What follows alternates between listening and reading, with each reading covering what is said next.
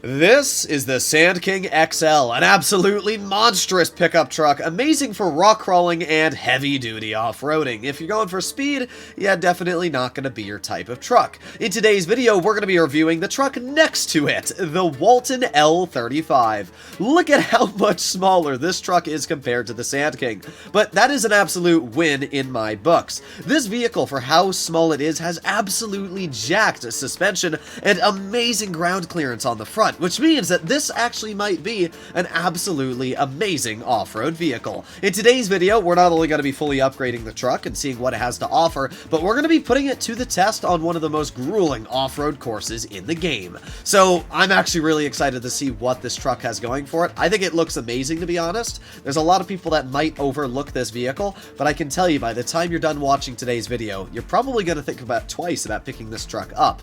Starting off, let's take a look at the livery options this truck has to offer. We got the classic white stripes and black stripes. Classic Journeyman. I actually really like this one. It reminds me of literally an 80s, 70s pickup truck design. We got the Walten L35. I actually think this one's really nice. Retro vibes, pretty chill. They look like a truck of the era would. We got Chroma Hunter, back to the 90s. Zero Racing, Redwood Racing, Atomic Racing, LTD Racing, and Patriot Beer. I actually really like all these liveries. It's rare that Rockstar gets a lot of them right, but I actually think all these are pretty dang solid.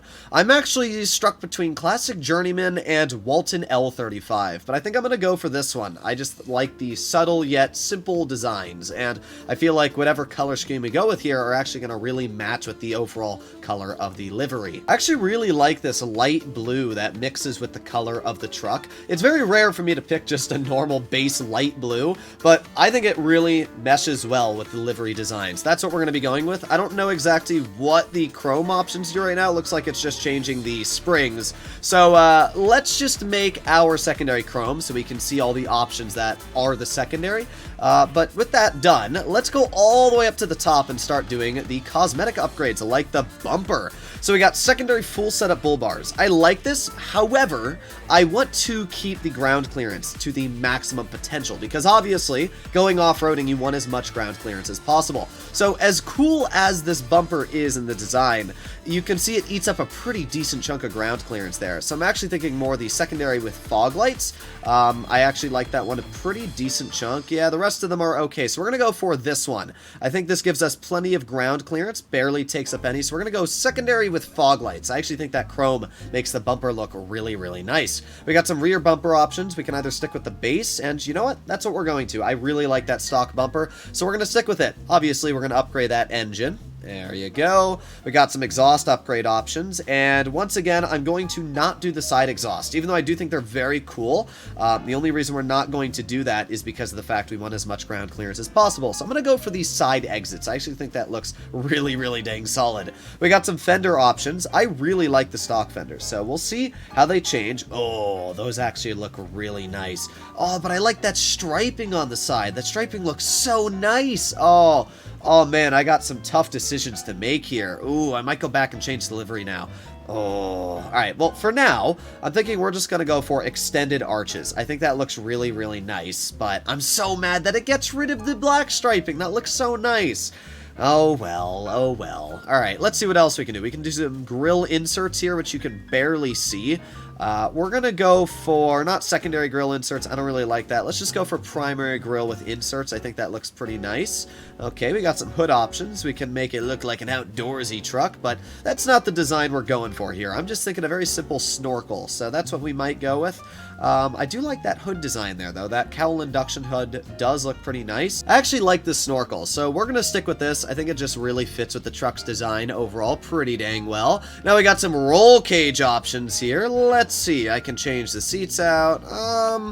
You know, we're just going to go for a half cage. I think that's fine. Just some protection in the truck that it's not going to crumple in on us if we roll it. But at the same time, I don't really like when the seats get changed out and stuff like that because this isn't a race car. This is a normal truck. So we're going to stick with our normal stock seats. We got some roof options. We can add a roof rack with the light bar. I think that looks cool. I just think it's a little bit too much. I think if we can just do, yes, just the light bar. Actually, I don't want that little antenna on the back. So we're just going to stick with the light bar. I think that actually looks really, really nice. I like that rally scoop too, I'm not gonna lie, but light bars are always the way to go, especially if it's a working light bar. Rockstar sometimes makes them work. I'm hoping this is one of them. Skirts, what do we have? We got a low profile sidestep. That's not too bad. It barely takes away ground clearance. This one we can't do. That takes away way too much ground clearance for an off-roader. We got some normal step plates. Oh, are you kidding me? So, what Rockstar's done here is there are mudguards, and mudguards are great. They look awesome. I think mudguards are a really cool addition to your truck. But if you want mudguards, you can't have side steps. Really? Really? You're gonna do this to me, Rockstar? Oh, that gets me so mad, because I want side steps, but I'm gonna go for mudguards. I honestly like mudguards better, and, yeah, we're going to stick with that. I really like mudguards. We're not going to lower the suspension because as much as I like the look of a lower down truck like this, at the end of the day, this is an off-roader and I need that ground clearance for off-roading. So that's exactly what we're going to be using it for. We can change the tailgate design to pure class, which oh, I see. They took away the declasse and just put class on. That's actually really, really funny. D-ass. Alright, well, we're gonna go for, I'm not gonna do the black. I actually like the white, so we're gonna stick with the stock tailgate. We're gonna do our transmission. We got some truck bed options here. We can do service and repair setup. No. A lot of actual tricky decisions to make here, and you know what? I don't like that bed cover. I lied. I'm going back to change that. And here you have it. This is my fully upgraded Walten L35. To be honest, this might be one of my favorite vehicles in the game. I just love the way it looks. As I said earlier, I personally own a 1983 Toyota Hilux, and after fully upgrading this truck, it just looks so similar. So I'm actually really, really happy with the design of this truck. I think it looks amazing. And the great thing is, you can make your truck look entirely different to mine. There are so many different customization options. I literally got lost. I had to cut some parts of the video out where I would go back and change how the truck looked when it came to the truck bed or the front or everything. There are so many different options. I wanted my truck to be an epic off-roader because I like off-roading. I like doing some tough, heavy-duty things. So that's the design I went for with my truck. But you could very easily go for a 90s retro vibe truck, lower the suspension, make it good at rallying. There's so many different options you can do with this truck. It's honestly limitless. Now, what we're going to do to start off to test this truck's capabilities is go down this road right here. This is a really, really tricky road for a lot of normal vehicles to go down. It's really off-roaders and rally vehicles that are going to do well. Now, I should say that I have the highest suspension, which is the stock upgrade. You can lower the suspension on this vehicle, which, if you're planning on doing more things like this, driving on just simple dirt roads and doing some rallying, then yeah, I'd probably stick with lowering the suspension, because this truck, especially with this high off the ground levels of suspension, is probably going to be very prone to flipping if you hit any corners too sharp. But honestly, I haven't noticed that problem yet. I'm actually quite surprised. I thought this vehicle was going to be flipping just around every corner with how high the suspension is, but no problems whatsoever so far. It's actually handling pretty well. I won't say it's handling as well as a lot of rally cars. Vehicles like the Obey Ominous and, you know, the new Monstrosity do handle better when it comes to rallying. But to be fair, this truck handles fine, and it's actually pretty decent on speed and everything like that. Oh, that's what I was thinking of, though. That's a perfect example of the truck flipping. Whenever you go over any sort of corner like that a little too fast, you're definitely going to have to worry about this vehicle flipping. So I would suggest, if this is what you're going to be doing with the vehicle, lower that suspension, or you're going to be very prone to flipping. Honestly, overall, it did pretty well. It was only until we got to these super sharp corners with the little angled bits that we actually had to worry about flipping at all. But the part that I am very excited to test this truck's capabilities out on are the off-roading. I love off-roading, and there are a lot of off-road vehicles that have been added into the game in just the last update. We've already seen that the Monstrosity is an absolute beast at off-roading, and if that's anything to go off of, this vehicle, it's going to be really good as well, especially with just how high the ground clearance is. I mean, look at this. We can very easily just climb right over this rock.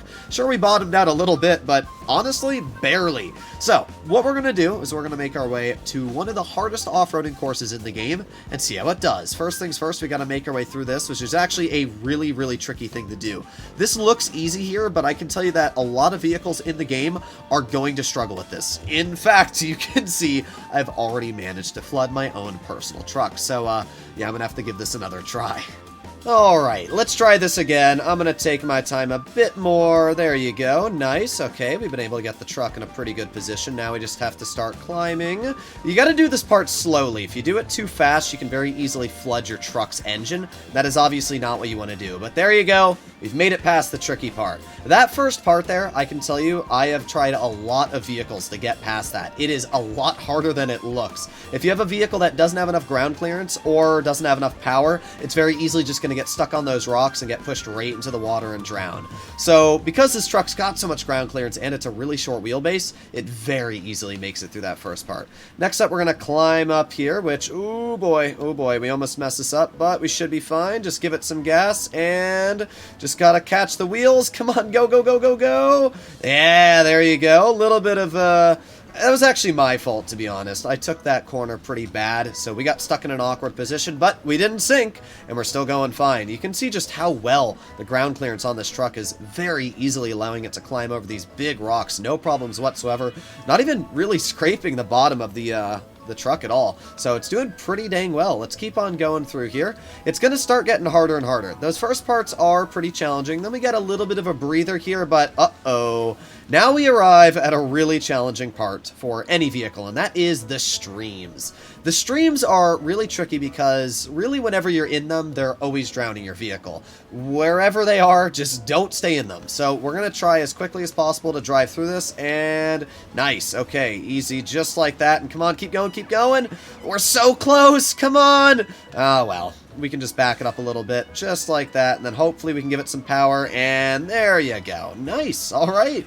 No problem so far. We've easily been able to make our way through. Let's just keep on going through the water here. Let's see if we can make it all the way through with just one truck. No respawns. Well, we've arrived at the next stream. Once again, another pretty tricky one. Let's just climb up this rock right here. This stream is pretty easy if you understand how to do it. You usually want to back up to bat here, get a little bit of a run up, and you want to launch right past it, just like so. And just like that, we've been able to get out of the water and make it across. All right, not too bad. We're still going strong. This truck is very, very easily showcasing why it is an absolutely amazing vehicle on off-roading. Again, just look at this ground clearance. No problems whatsoever. Easily just having enough range to climb over these rocks. All right, this is the stream that I fear. This is by far the hardest stream in the game to cross. It is super long, and the way it works, you cannot cross from that side. So you actually have to ride the riverbank here and do it from this side, which is very, very challenging. But we're going to give it a shot. So here we go, full speed ahead, and you want to try and ramp off this rock here, and then you want to keep on going this way. Come on, you can do it, truck. You can do it. Yes, that is actually really impressive. A lot of vehicles will not make it past that part. Due to the way the rocks work, you have to bounce it off and then make it over here. I guarantee even one more second longer and this truck would have been in the drink. I'm actually baffled on how it managed to make it through that. All right, well, let's keep on going. We haven't lost our truck yet. Let's go over here. You can see again that super solid ground clearance, just making it over these rocks, no problem whatsoever. That stream's pretty easy to go over, so we're not even going to bother with that one. Let's keep going over here. Now, this final part is it's a pretty tricky one. Although I may have just sank the truck. Nope. Okay, we're good. I actually thought I sunk the truck there. But this final part of the off-roading bit is, it's probably one of the trickiest off-roading bits in the entirety of Grand Theft Auto Online. And what you have to do is we have to go island hopping, which, first things first, we're going to have to cross over here. So this is a pretty big crossing to actually do. Let's line up the vehicle like this, give it a bit of a run up, and go full speed ahead. Don't sink. Oh, nice. It actually lifted the engine out of the water, and we were able to cross. Okay, this part here is pretty easy to do.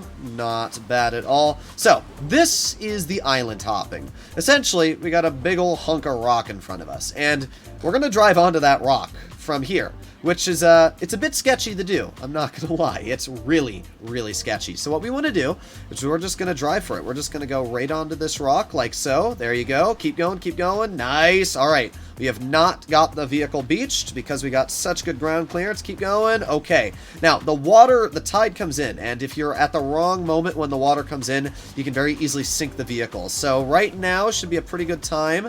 All right, come on, get stuck on this rock. Oh boy, this is not easy, and we are completely stuck here. Now, the best spot that I've found to climb is right here normally. It's a pretty good spot to not get your ground clearance stuck, and yes, just like that, we've been able to make it on top of the rock. There you have it, ladies and gentlemen. This is, no joke, one of the hardest things to do with an off-roading course in GTA Online. Even harder is to make it back in one piece, but it's not too hard, as you can see. There you go. So, yeah, this gets a solid 10 out of 10 on off-roading capabilities. For a truck this small, it is very impressive what it's able to do. It looks great, it has fantastic ground clearance, and overall, it's just a super fun vehicle to drive. So, I am pleasantly surprised with how this vehicle turned out. Hopefully you enjoyed today's video, and I'll see you in the next one. Bye-bye.